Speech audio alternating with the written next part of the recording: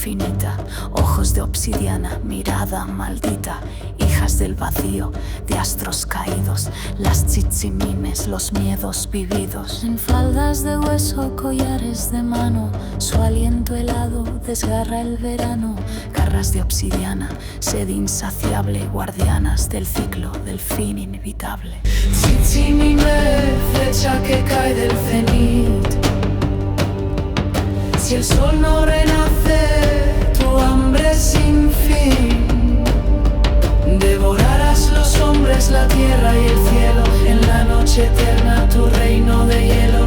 Chichimime, el terror estelar. En eclipses danzas queriendo matar.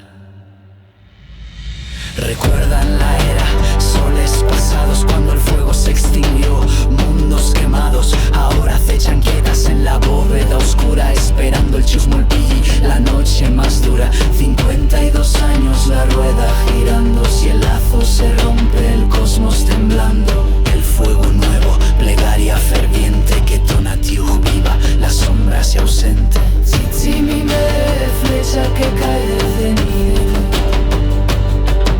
Si el sol no renace, tu hambre sin fin. Devorarás los hombres, la tierra y el cielo. En la noche eterna tu reino de hielo. Chichimime, el terror estelar. En eclipses danzas queriendo matar. Itzpapalotu, la mariposa letal, sus alas de obsidiana, un filo mortal. Madre Tenan, Chichimin, poder ancestral, lidera la horda con grito espectral. Maya huyo de su ira nefasta, Magi floreció, la abuela implacable. En cada eclipse el temor revive, que el sol no sucumba, que el mundo aún vibre. Chichimime, flecha que cae del cenit. Si el sol no renace, tu hambre sin fin. Devorarás los hombres, la tierra y el cielo. En la noche eterna tu reino de hielo. Chichimime, el terror estelar.